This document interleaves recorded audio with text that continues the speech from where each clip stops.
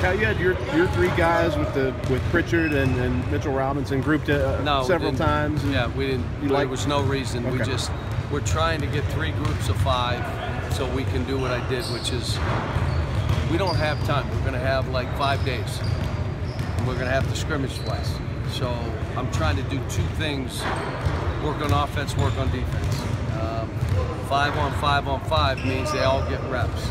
I've got 2 practices tomorrow and a practice on Thursday morning, and then we got to be at 12. So the more I can do and the more I can see will be better. What did you get out of tonight? Was like a first practice at Kentucky, you know? It was like it was like I got to accept that these guys, one, they don't know me, but the second thing is most of this is all new to these guys, and a couple have been in college for a year. Some are going to college. I mean, Coach Boyle said it the best. They get a little tired and then they have no concentration. They've never been challenged because they've always been the best. Now you're with a bunch of guys the best, but I'll be honest with you, I was stunned at how quickly they pick stuff up. Cal, you're going to have to teach this to 8 or 10 freshmen when you get back to Lexington. Yeah. How valuable is it that 3 of those freshmen are going to get this, at least some of the basics from you here? It's good. It's just the challenge of it is, I have to be patient. And I told them, we're not going to be a great execution team. How can you be? You have 6 practices, 10 practices. But what you want to be is efficient, making easy plays, and have a few things you can go to move the ball. And that's what I'll try to do. I wanted to do a couple more things tonight, but it was just like, no. Do you feel a sense of unity yet? It's too early, but yeah, I think they're all excited that they made this first, selection. They made the first one. So. Do you know what Chuma's status is? I know he's had a brace on his knee, set out the last couple practices. They're going to do an MRI tomorrow. We'll find out more. But I think he's okay. Sorry. When you started getting the ball rolling, as far as picking your staff, I know it's been a long time since you're all at KU, but having that short window to work like you were just talking about, is it advantageous having guys? Did you look for guys that you're familiar with? Yeah, Danny had done something with USA Basketball, and so is Tad. Tad being right down the road, it was easy. And they were, I coached them both at Kansas, so I know them. We've stayed in touch. They're terrific coaches and really good guys. And 2 guys I'll enjoy being around for 3 weeks. Mitchell Robinson was a late arrival, didn't get here until Monday, I think. Just what have you seen from him these past 2 days? He's a shot blocker, he's a rebounder, and, but it's like when I asked them, how many of you are not in great shape? 3/4 of the room raised their hand, which means you cannot think you're going to play guys 40 minutes. Probably playing guys 25 minutes, and then having them I said, you're responsible for you, get a little extra in. And Danny's going to kind of be the head of that, to take them downstairs, put them on the treadmills, get them, ellipticals. And some of them, I said, how anybody shooting it shaky? I said, okay. Then, Tad will stay, and we'll have interns, and you can get shooting. So some of this stuff, like I said, they're responsible for themselves. But it's a great group of kids. Great group of kids. What have you seen from Bo as he's gone through the first 3 days? He's the first day was ridiculous.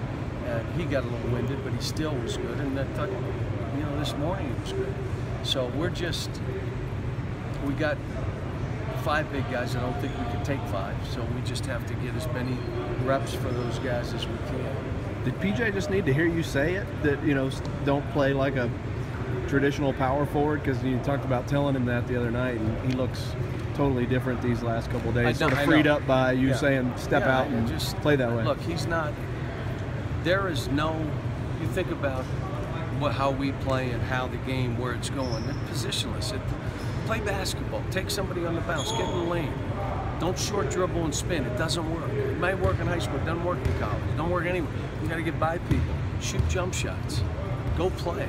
And and it gives us a chance. You get a chance to see and learn about your guys before the season starts, which is pretty good. Diallo said you talked to him multiple times on the draft deadline day. What were the conversations on the what? On the draft deadline day, the day you pulled out? Probably talked 3 times. What What was the most like substantial conversation? He called me twice, by the way, too. Like, but what? I always said, what was the most like substantial top stuff we talked about? You know, do you know where you're going right now? Do you have an indication? Yes. And that was the biggest thing. If there were somebody that would have committed to us earlier, he would have gone. No, he's got work to do. I mean, he's not the finished product. And that's why I love the fact that he's here. I walk in, he's out there early, working on stuff. And, you know, there's things we have to do for him. And there's some drills I'll do based on getting him in transition and recognizing what's there. But, yeah, he just, you know, I said, look, I'm with you, whatever you want to do. You know, but the later you are in that first round or second round, you take all the risk, they take none. They take no risk, you take all the risk. That's why you want to be in that range where we're both taking the risk. Now, they're taking me, they're going to give me enough that I got to get an extra year or two. So it was really smart. I mean, he probably worked out for about 6-7 teams.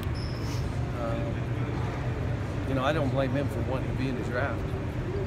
I don't even blame teams for looking at him and saying, please let him stay in, we'll take him at 29 and take no risk. I don't blame them. And, you know, I think he made the right decision. Coach, with you coaching so many one and dones, how easy it is for you to come out here and be able to coach a bunch of guys? This is hard because the guys that I've coached, I recruited, I knew inside and out, and they all knew each other. So you walk into an environment where they kind of know.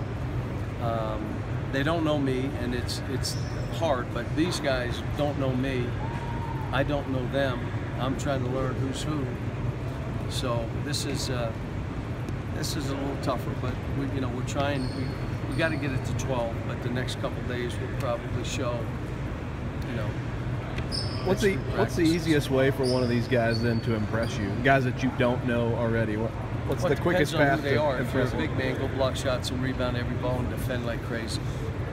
And if you're a wing, be a disruptive wing, or be a guy that can get in a lane and attack, or be a knockdown three-point shooter, or you know, be a guy that is disruptive on the ball. You know, you got to add something to what we have. The biggest thing over there is they're going to run their stuff.